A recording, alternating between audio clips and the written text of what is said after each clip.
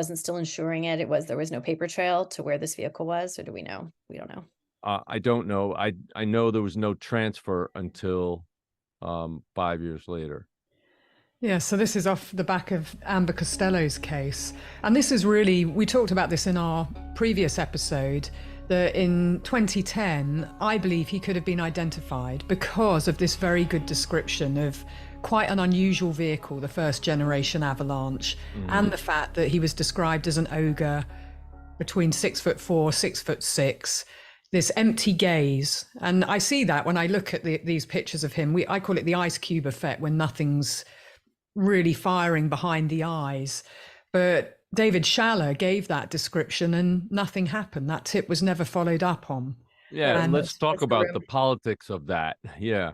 We should say that was her roommate. That was Amber's roommate, correct? yeah, David Schaller was, and another witness, I believe, saw him as well. So they had multiple witnesses giving descriptions.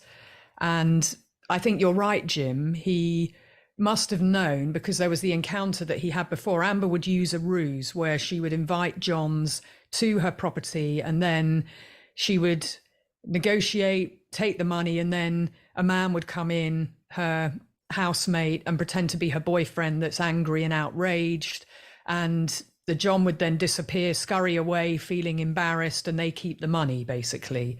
Well, that's what happened with Rex Heuermann. So there were multiple witnesses, and Rex Heuermann still messaged her on that burner phone afterwards to say, well, that wasn't very nice. I'm now in credit, and wanted to still meet her. I believe it was the next day or the day after. She did meet up with him. She left her phone, and that's when she disappeared. So it was reported what happened the day beforehand to the police. And yet that tip, that piece of key information and two witnesses, that was never followed up on.